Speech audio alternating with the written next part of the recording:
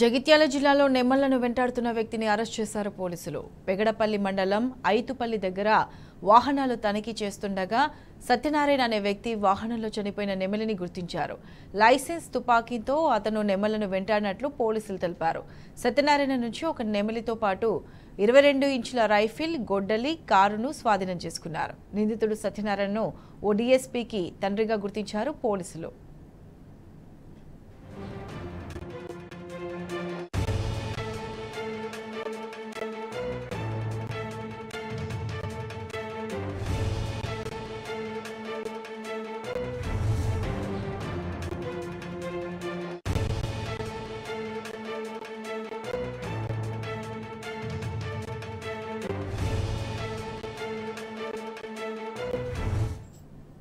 ఇదే అంశానికి సంబంధించి పూర్తి అప్డేట్స్ మా ప్రతినిధి సందీప్ అందిస్తారు. సందీప్, మొత్తంగా నిన్న రాత్రి జగిత్యాల జిల్లా పెగడపల్లి మండలం దోమలకుంట అనే గ్రామ శివారులో ఓ వ్యక్తి సత్యనారాయణతో పాటు మరొక ఇద్దరు వ్యక్తులు కూడా పూర్తిగా ఆ ప్రాంతంలో తుపాకులతోటి నెమళ్లను వేటాడారు. వేటకు సంబంధించి నెమళ్లతో పాటు ఇతర అడవి జంతువులను వేటాడే క్రమంలో ఆ శబ్దాన్ని విన్నటువంటి స్థానికులు పోలీసులకు వెంటనే సమాచారం ఇచ్చారు. అయితే ఈ స్థానికులు గమనించడాన్ని చూసి ఈ సత్యనారాయణ అనే వ్యక్తి వెంటనే ఆయన వచ్చినటువంటి కారులో పారిపోయే ప్రయత్నం చేశాడు. ఆయన పారిపోతుండగా గమనించిన పోలీసులు వెంటాడి ఆయన్ను పట్టుకున్నారు. ఈ పట్టుకున్న క్రమంలో అతన్ని ఈ రోజు ఆ కారులో నెమలితో పాటు అప్పటికే వేటాడి చంపినటువంటి ఒక నెమలితో పాటు ఒక గొడ్డలి, అలాగే ఆ పిస్టల్ కూడా లభించింది.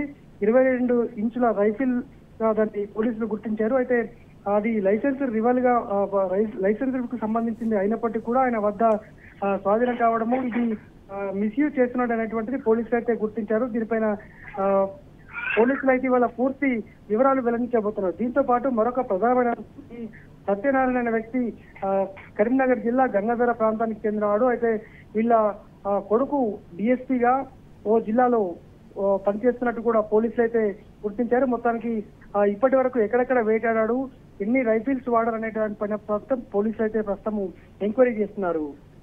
Right Sandeep, thank you.